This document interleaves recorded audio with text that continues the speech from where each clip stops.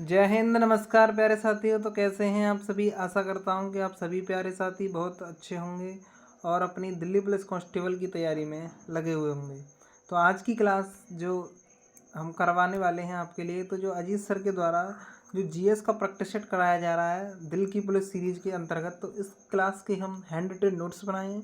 उन उन उन नोट्स का रिवीजन हम आपको देने वाले हैं और इस क्लास की फ्री पीडीएफ भी आप लोगों को हम प्रोवाइड कराने वाले हैं अपने टेलीग्राम चैनल पर। तो टेलीग्राम चैनल से जुड़ना बिल्कुल भी ना भूलिएगा। अगर ये वीडियो आप लोगों के लिए हेल्पफुल है तो एक बार वीडियो को लाइक करके कर लीजिएगा, चैनल को सब्सक्राइब।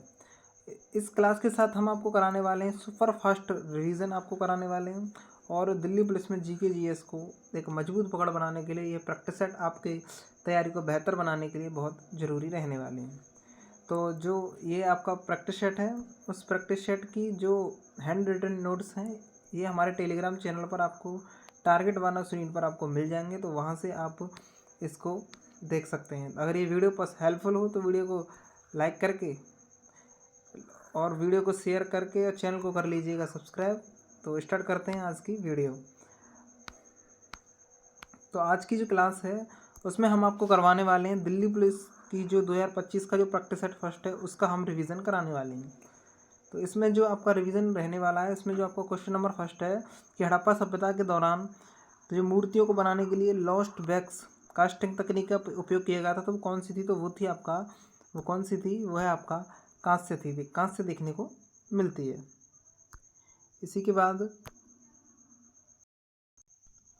तो यहाँ से आपका जो आपका देवी मोम विधि है, यहाँ पर जो आपका द्रेवी मोम विधि या फिर मोम जो विधि है वो लेपी विधि, इसको कहाँ देखने को मिली थी। मोहनजोदड़ो में। और इसे नर्तकी की कांस्य मूर्ति कहाँ पर है। तो मोहनजोदड़ो में देखने को मिली है। मोहनजोदड़ो की खोज 1922 में राखल दास बनर्जी के द्वारा की गई थी और ये आपका सिंधु रिवर के किनारे पर देखने को मिलता है।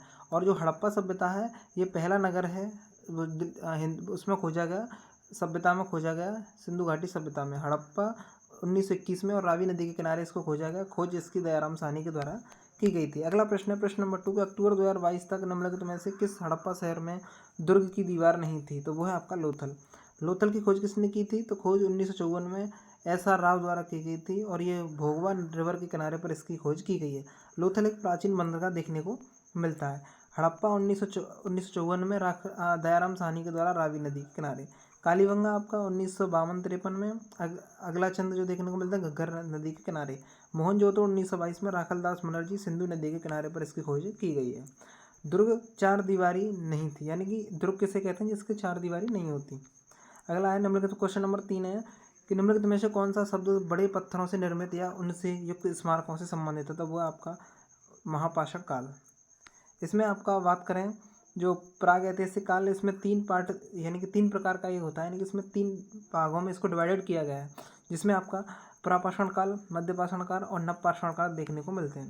जो आपका प्रापाषाण काल है उसका अध्ययन 1863 में इसका रॉबर्ट ब्रुस फुट के द्वारा किया गया। इसमें पत्थरों का प्रयोग किया गया।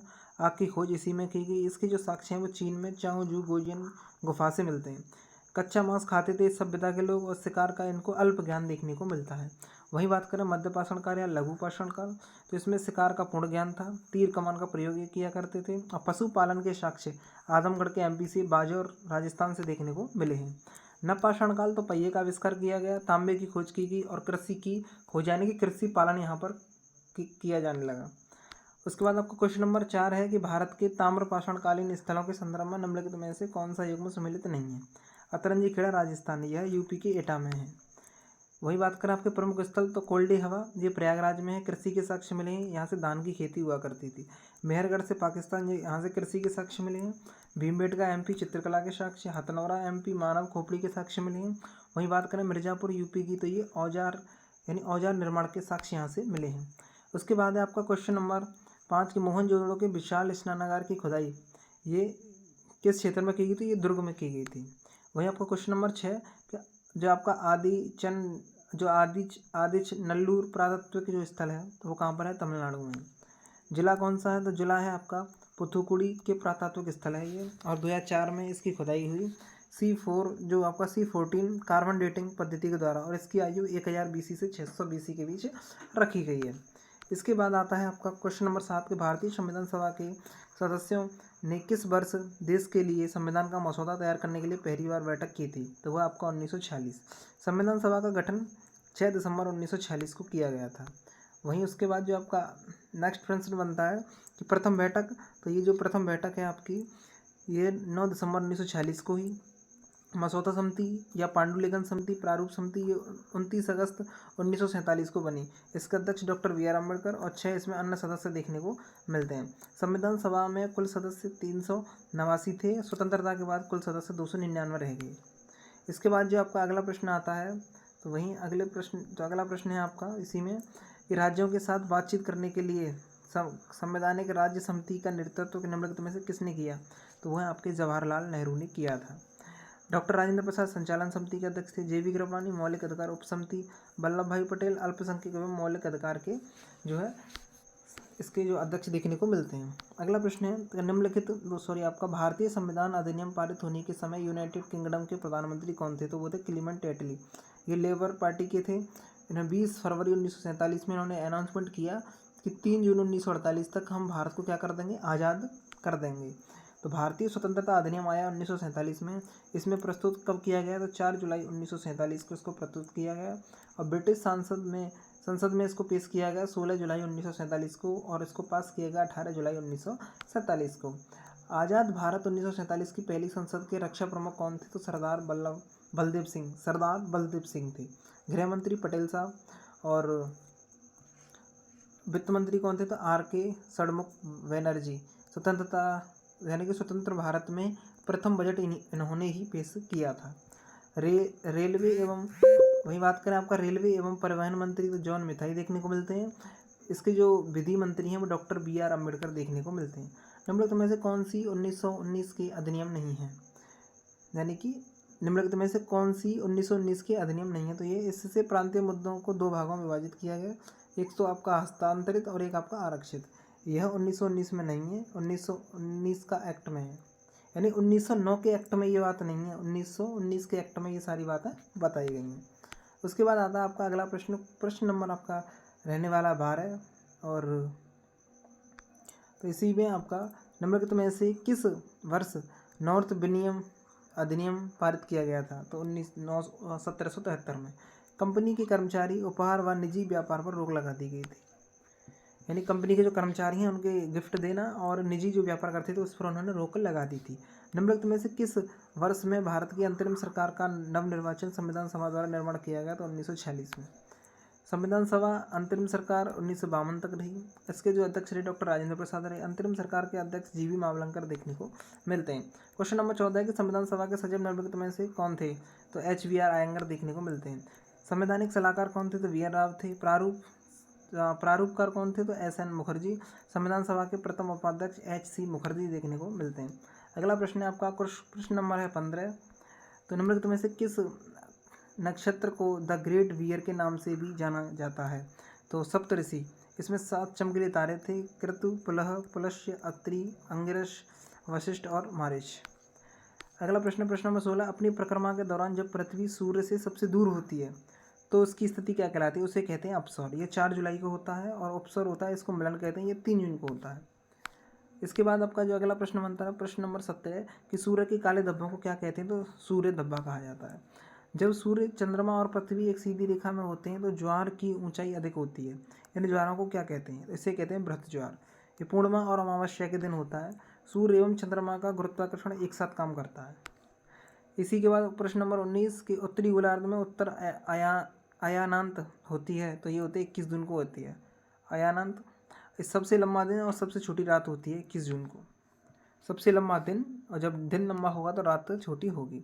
प्रश्न नंबर 20 निम्नलिखित में से कौन सा कारक भुगतान का कोई उदाहरण नहीं है? तो निवेश में भुगतान नहीं होता। आय एवं ये लाभ के लिए होता है। केवल जो निवेश होता है अपनी, जब हम कोई चीज़ जो है आपका निवेश करते हैं, इन्वेस्ट करते हैं, तो वहाँ से हमें आय की प्राप्ति होती है और यहाँ से हमें लाभ होता है। सबसे छोटा ग्रह कौन सा है? तो वह बुध। इसे हम रोमन देवता भी कहते हैं। इसके बाद आता है अगला प्रश्न नंबर 22। अर्थशास्त्र जो है मानव निर्मित उत्पादन उपकरण को किस रूप में वर्गीकृत करता है? तो पूंजी के रूप में, और इसमें उपकरण, कारखाने और मशीनें आती हैं। निम्नलिखित में से कौन सा स्ट्रक्चर का उदाहरण है? वित्तीय वर्ष के पहले दिन के सभी गोदामों में उपलब्ध खाद्यान्न की मात्रा, इसको कहते हैं स्ट्रक्चर। किस देश की अर्थव्यवस्था के वैश्वीकरण का प्रमाण जो आपका प्रमाण है, किस देश की अर्थव्यवस्था के वैश्वीकरण का प्रमाण है, तो वह आउटसोर्सिंग। जब कंपनी अपना कुछ कार्य दूसरी कंपनी से कम लागत में काम कराती है तो उसे ही कहते हैं आउटसोर्स। प्रश्न नंबर 25, वस्तु विनिमय प्रणाली जैसे वाटर सिस्टम, इससे आप क्या समझते हैं? तो यह वस्तु के बदले वस्तु की खरीद और बिक्री, बिना मुद्रा के खरीद एवं बिक्री, यही होती है वस्तु विनिमय। अगला प्रश्न है, और जो प्रश्न है प्रश्न नंबर आपका 26, भारत सरकार की किस पहल की विशेषताएं निम्नलिखित हैं? भारत सरकार की किस पहल की विशेषता निम्नलिखित हैं? तो इसे भारत को वैश्विक डिज़ाइन और विनिर्माण केंद्र में बदलने के लिए तैयार किया गया है। एक तो ये है आपका, और इसमें निवेशक सुविधा प्रकोष्ठ हैं जो आपका विनियामक हैं अनुमोदन प्राप्त किया है, उसे निवेश पूर्ण चरण में मार्गदर्शन, सेवाएं, निष्पादन और पश्च देखभाल सहयोग प्रदान करने के निवेशकों की मदद ये करता है। इसी के बाद आपका तीसरा जो पॉइंट है इसी में, इसमें निवेश को सुविधाजनक बनाने, नवाचार को बढ़ावा देने, कौशल विकास के संवर्धन और सर्वोत्तम कोटि के विनिर्माण बुनियादी ढांचे का निर्माण करने की इच्छा व्यक्त की गई है। मेक इन इंडिया ये 25 सितंबर 2014 को स्टार्ट किया गया था। इसके बाद आपका ई शक्ति कार्यक्रम का उद्देश्य क्या है? तो बैंकों के लिए स्वयं सहायता समूह का विवरणों का डिजिटलीकरण करना। प्रश्न नंबर 28, भारत में कोविड-19 के कारण होने वाली कठिनाई को दूर करने के लिए 5 स्तंभों के आधार पर योजना की अनाउंसमेंट की गई थी, जिसमें आत्मनिर्भर भारत अभियान कोविड-19 के समय आया था। आत्मनिर्भर भारत अभियान कब आया? तो ये आया था आपका कोविड-19 के समय आया था। इससे आपका आता है टाइफाइड के कारण क्या होते हैं? जीवाणु के कारण होता है टाइफाइड। प्रश्न नंबर 30 के नीति आयोग ने वुमेन जो आपका N2P ट्रेनिंग जो प्लेटफॉर्म WEP है का पहला राज्य अध्याय किस राज्य में लॉन्च किया गया है?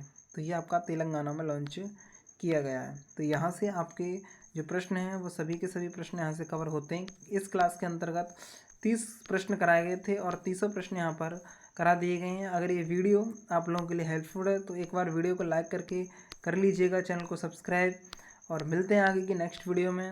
तब तक के लिए टाटा बाय बाय, जय हिंद, जय भारत, वंदे मातरम।